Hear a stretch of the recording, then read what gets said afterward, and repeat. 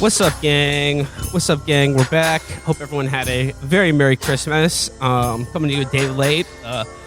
Felix is unavailable for today's episode, but fear not.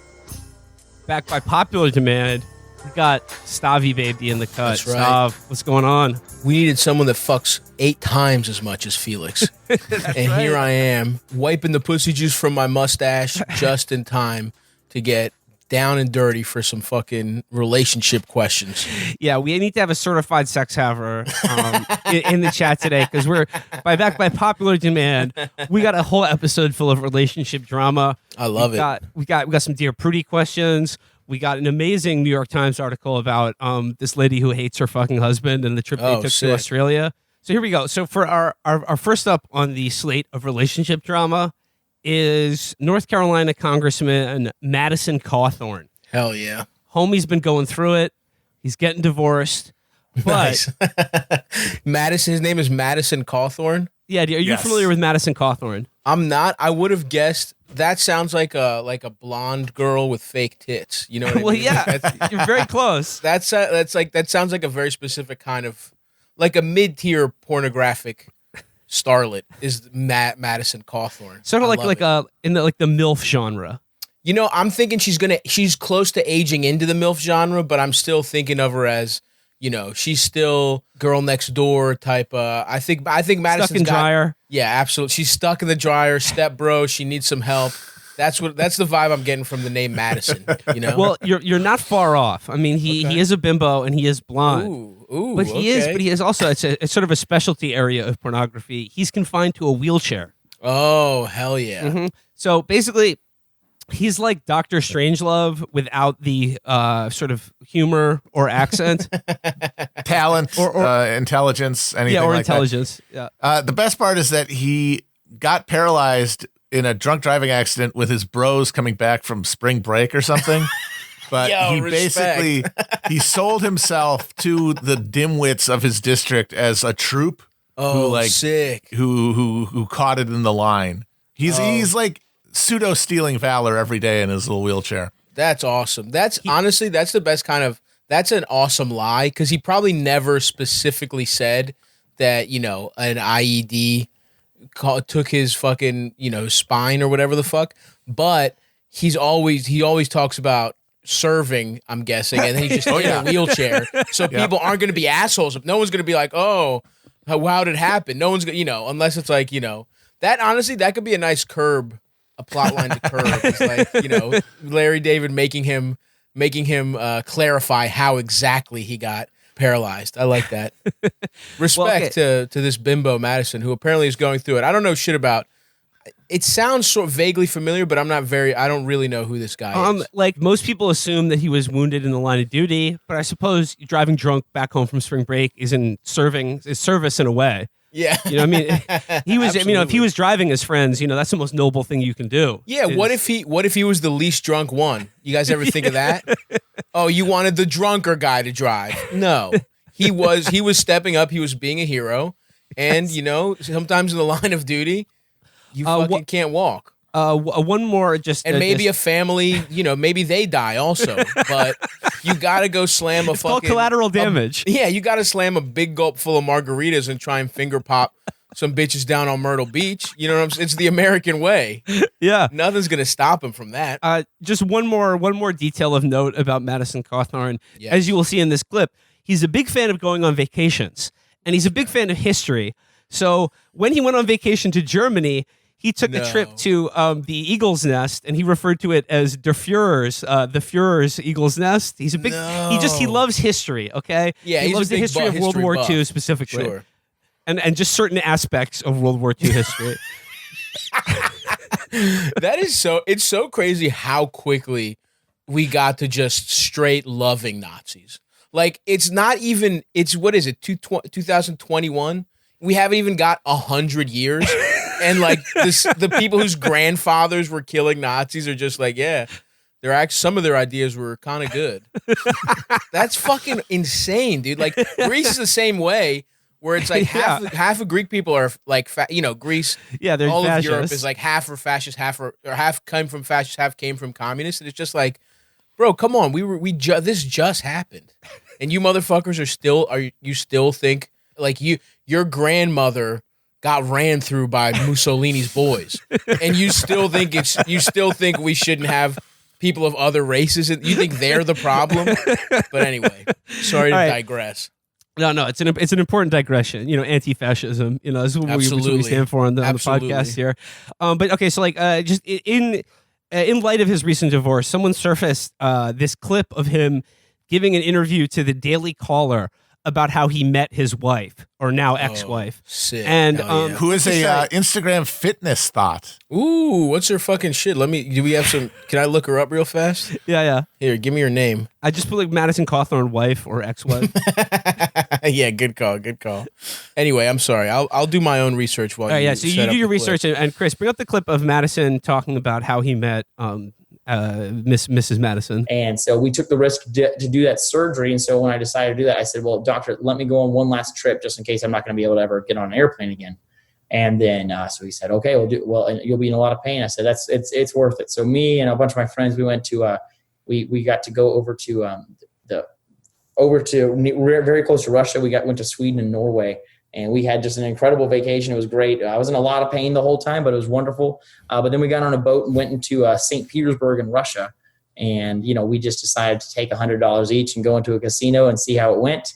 And, I ended up meeting an American there who was a captain in the Army and who was originally from Miami. And so we hit it off, created a really great relationship, and stayed in contact for about a year and a half until later I was down in Miami for work. And he texted me and said, hey, would you like to come compete in a CrossFit competition? And so I laughed and said, well, Todd, I'm in a wheelchair. I obviously can't do CrossFit. And he said, well, just do the pull-up section. I was like, okay, sounds good. And so I show up. But anyways, it all was a sham. It was a fake CrossFit competition. He just wanted me to put me in the same room with the girl who is eventually going to become my fiance. And so we did. And her and I hit it off. What? It was really it's been a magical relationship ever since. What the fuck? Okay. All right. What? So, oh man, yeah. Go ahead. I got a lot of thoughts on this. So, like, obviously, the libs are being extra loony about this, and they're like, "Oh my god, like, this is a 5-alarm fire. This is a honeypot. It's just, from Miami, former Army captain. I smell agency."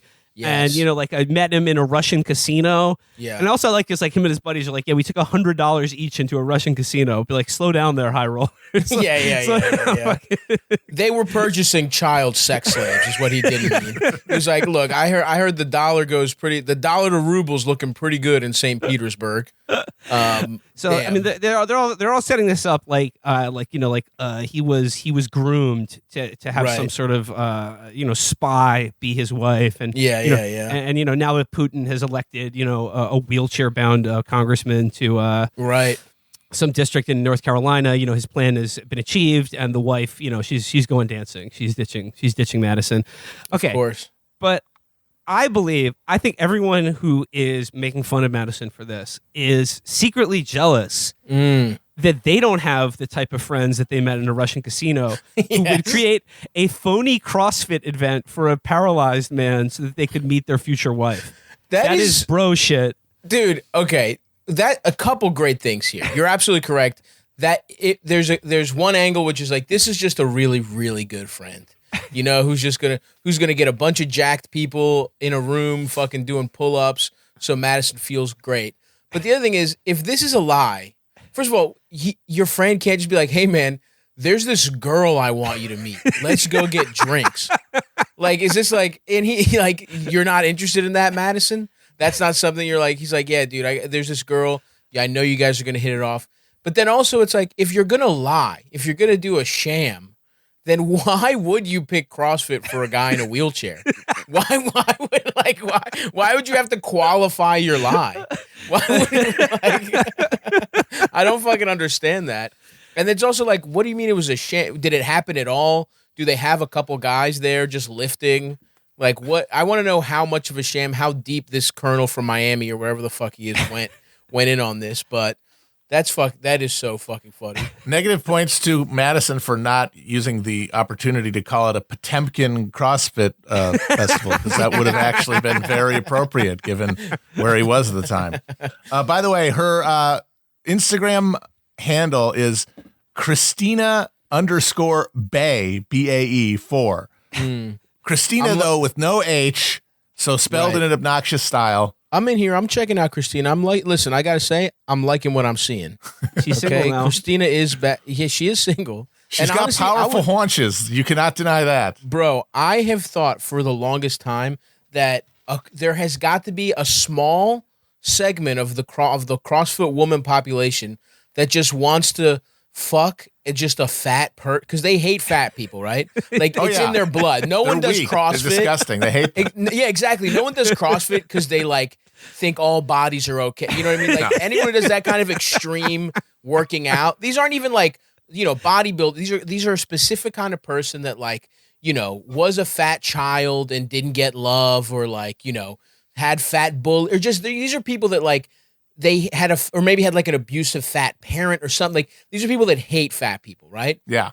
There has got to be one or two of these girls that just want to just fuck a fat guy and just mush his face and call him a fat piece of shit while they're just riding him. And so I think me and Christina might have something here. This might be something where she's just, she's just like wants to fuck, but she's like, feeding me like fucking whipped cream and shit. And she's like, "You like that, don't you, you fat fucking piece of shit?" And I'm like, "Yes, mommy, I do." Oink, oink, oink, oink, oink. And it's like I would be all in on that. So you got to get to St. Petersburg. Start talking to any army guy you see. I'm trying to take that canoe from Sweden to St. Petersburg or whatever the fuck Madison said the boat he took in.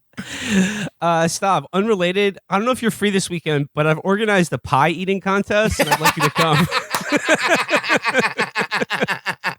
Bro, what a good guy. Yes, I'm there. I'm there to meet the future woman of my dreams. I would get there. I would be so pissed if there was no. That would be the difference. I would get there and I would be pissed off that there's no fake pie. There was a fake pie eating contest. Just Ilsa, she-wolf of the SS Fitness Division. Dude, I'm so in. I've said this before, and look, if there's any strong girls listening, and you check the box, even if you're not Christina _Bay4, I'm listening. Hit my DMs. So Madison Cawthorn, I mean, got a, homie's going through it right now, and he needs broke hair. He needs broke hair badly right now. Sure. Yeah. It's when your honeypot wife leaves you. Do we have any like details of what's going on, or has anyone been outed? Have there been any leaked DMs, anything fun, or do we just no, it's all mysterious. It's a conscious uncoupling. Something awesome is gonna leak in like a couple months. I can feel it in my bones. He released a video of himself at a gun range, dual wielding, but having not locked down his wheelchair, so with the recoils actually they can roll backwards. That's fucking awesome. Yeah, I would love to. I don't know if I would trust him in a tactical scenario. Not just, of course, start spinning around and murk all of his buddies. I would love to be in Madison Cawthorn's secret elite military unit for people who have never served in the military. Yeah, hell and yeah. So he'll be in his chair. He'll be dual wielding Uzis, and I'll just have rollerblades, and I'll just be like skating behind him. Yeah, just gliding, and it'll be yeah, and then like do a full awesome. 360 spin, take out the whole room. Yes, that would fucking rock, dude. No, I would love to. Yeah, so he's just out. Now, do we know, let me ask this. Do we know if his dick works? Because that's huge. That is a giant question mark that has not been ever addressed, I don't think. And I always see it as partially paralyzed, even though he needs the wheelchair. And I saw him at the RNC. He's got the skinny legs. So I think the dick is probably in the phantom zone, like a liminal. I mean, usually with spinals, I mean, like the terrible thing is that your dick works and achieves sexual response, but you don't feel it. Wow. I mean, which like that could actually be, that could actually work to your advantage, in terms of lasting longer. Yeah, absolutely. You don't even have to think about baseball or whatever. Absolutely. You're just going through the motions. But I mean, I don't interesting. know. I'm wondering though. If Madison has really put in the time to cultivate strong pussy eating tactics, because you gotta, when nature, it's like Daredevil. It takes away one sense, others must be heightened. Dude, trust me, I know all about that. I'm Daredevil. That's what I love about dick pills just being so easy to get recently. Is I feel like I'm Daredevil, and then like at age 32, they were like, "Here are eyes, Daredevil. You can also see now." And I feel unstoppable now. So Yeah, I totally know. I could see exactly what Madison absolutely. We need to put him through the school of pussy eating. We need to fucking get that guy a course. Maybe like, is there a pussy eating like version of, remember Andy Dick's character in Old School? Oh yeah. Who gives the blowjob class? Yeah. We need that equivalent. We need like a no nonsense lesbian to teach him how to eat pussy. Well, Sort of like a hitch type situation for We him. need a pussy eating hitch for Madison. Yeah. But like his idol, the Fuhrer, was reported to have only one small ball. So Whoa. Men of destiny are often challenged by God. That's true. What if he like just swerved whatever Nissan Altima he was driving that fateful day? He was like, "This is for Hitler," and he just fucking ran into a school bus, and he was like, "Hopefully, it makes my dick small and not usable, like Hitler's." It's possible. We can't rule it out. Yeah. All right. Well, so that's relationship number one. Check that off. All right, Madison, we're thinking of you, buddy. Okay, you're gonna be okay. Somebody else is gonna try and set you up with a different honeypot wife who doesn't care that your dick doesn't work.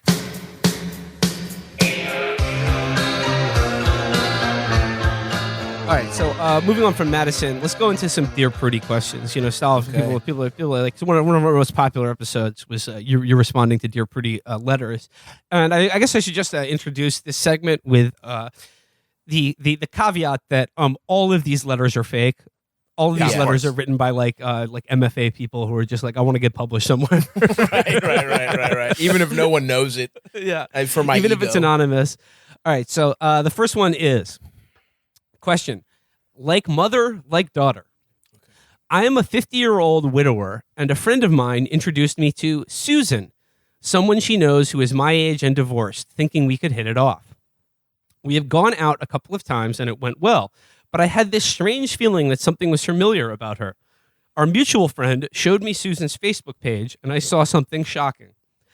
Years ago in my 20s, living in another city, I dated Jackie, a woman 30 years my senior. We got along well, but the age difference was too much, so we amicably parted ways. She was uncomfortable with others knowing about our relationship, so we agreed never to discuss it with anyone. On Susan's page was a memorial to Jackie. It turns out Susan is Jackie's daughter. I'm not sure what to do about this. Should I tell Susan about my past relationship with her mother? Should I wait to tell her later or not tell her at all? It has created an awkward situation, and I'm not sure what to do. Wow, this is fucking. I mean, yeah, it is fake, but I want to live in a world where this is real. So he says, just go over to brazzers.com. All your dreams will be made reality. So memoriam. So yes, this is Jackie fake because Jackie's dead. So gives no this guy three-way the then. out. God damn it. Yeah, you can't. Interesting. So this man taxed her mom, and now he's in a good relationship with her. It just kind of depends, I guess. Does he have the gumption? What kind of guy is this? Is he the kind of guy that can take a secret?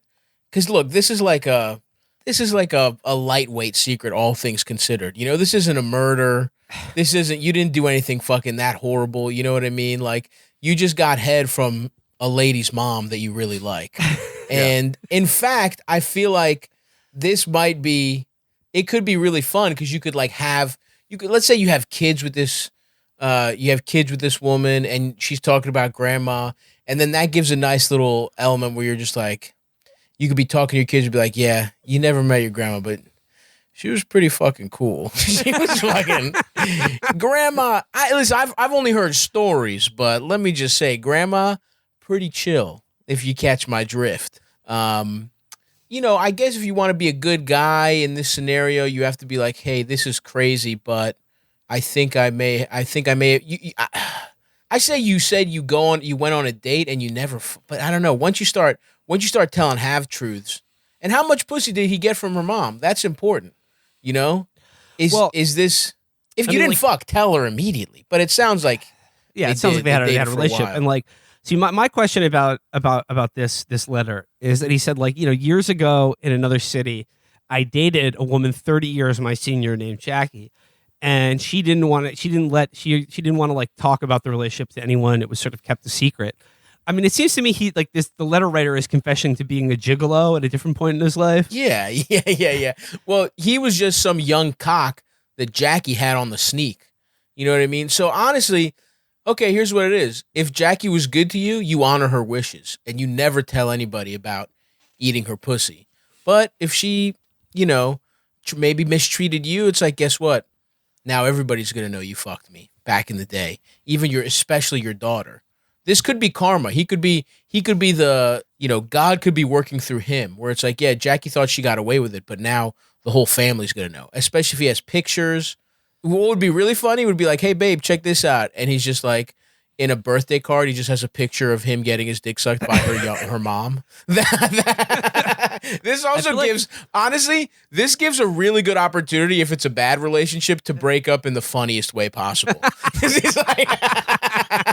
Because imagine you're this woman and this guy that's your age is like, yeah, 30 years ago, your mom sucked my dick, bitch. I don't care. You can't hurt me. I feel like this letter is like the is the advice-seeking version of that meme that's like girls of the time machine versus boys of the time machine. And the girls are like, oh my God, you're my grandmother. And the boy's like, what's up? What's the move? Yeah. Can I get some head one more time? All right. I like that. I like that as the breakup. Hopefully the relationship doesn't work. Hopefully this woman does something heinous to you and you can just be like, your mom sucked my cock. All right. Next letter here. Yes. Dear Prudence, I'm having an issue with my father I can't figure out what to do with. About 10 years ago, he kicked my mom out of the house and moved in with a woman that he met at a strip club, Brenda, who then fell head over heels for. She was a nice woman, but she didn't love him. She said so. Then she died and it ripped him apart. He's now living in a different state, and when I went to visit him, he told me that nobody down there knows about my mother who died last year, and that Brenda was his only wife, and I presume also my mother. He didn't acknowledge my mother's birthday to me, but every year gets a hold of me on the anniversary of Brenda's death to remember her. It really hurts, and I love my father, but I'm not sure I can keep up communication with him. I'm just so angry. What should I do about that? Wow. Damn, Brenda. Wow, Brett, you know it yanked. You know what I'm saying? You know, Brenda has some skills, brother, to keep this up posthumously. Mother of my children, whatever. Brenda from the strip club, an eternal flame burning.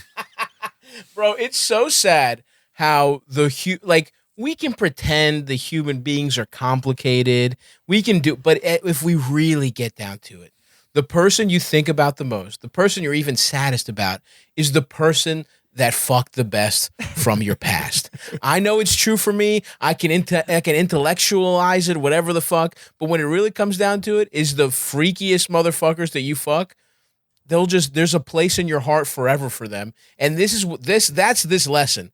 Whatever Brenda had going on completely superseded, having a child, the marriage, all this shit that we're pretending is important.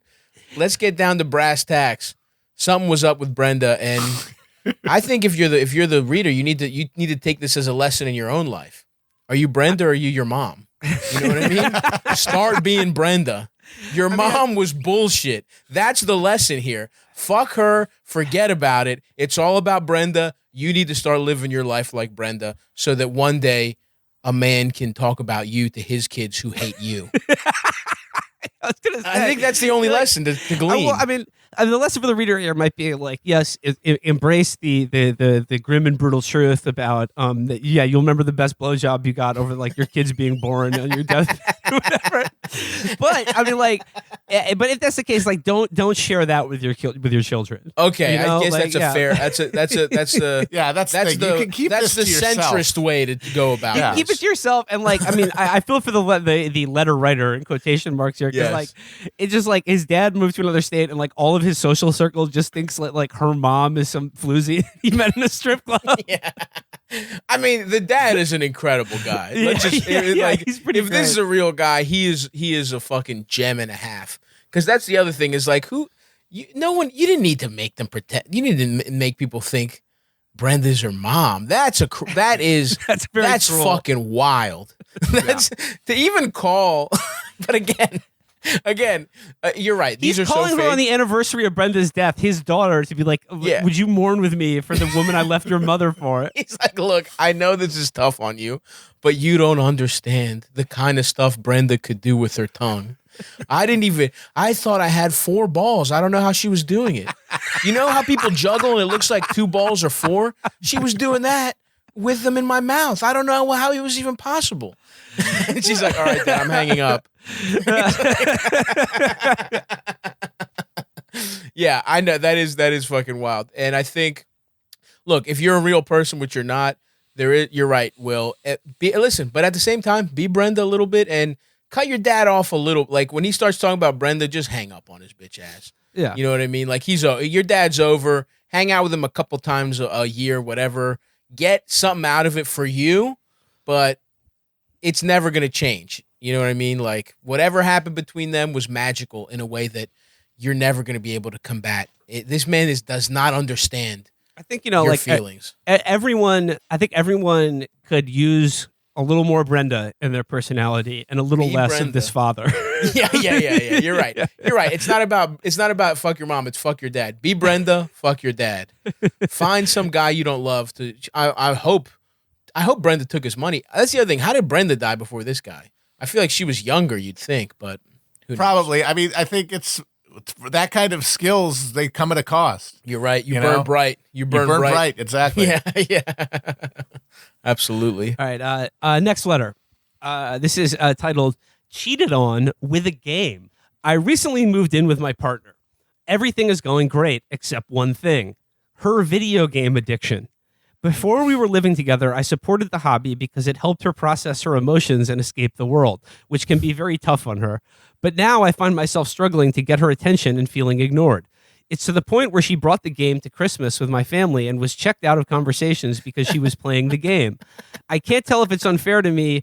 I can't tell if it's unfair of me to feel this way. After all, this is what helps her unwind and relax. Is it fair to ask her to limit when she plays, and how do I go about asking? Okay, first of all, what the fuck does this bitch do that she needs to unwind this much? What is she on the fucking? Is she Jeremy Renner in fucking the fuck was that movie? She's not on the bomb squad. You know what I mean? Like Hurt Locker, yeah. Yeah. Hurt Locker. She probably is a graphic designer. You know what I mean? It's like shit wasn't that hard. Her days are not that difficult. So yeah, no, that's fucking ridiculous. I do like the spin on it that it's a girl gamer. Yeah. I mean, I was gonna say, like, I don't know what this guy's complaining about. He's hit the jackpot. He's got a gamer GF. Yeah, absolutely. Like she's not trying to talk to you or anything. She's just trying to play fucking Animal Crossing. I mean, that's the other thing that this letter lacks is he doesn't let you know what the game is. Because like right. my answer to him would be based on what game she's playing. Of course. Because if it's like, if it's like Animal Crossing or like Stardew Valley or one of those girl games, awful. Get it out of here. Tell her to fucking straighten up and that she doesn't need to unwind that much. Yeah. What if we have kids? But if she's gaming hard. She's gaming that Puro. She's playing fucking, I don't know.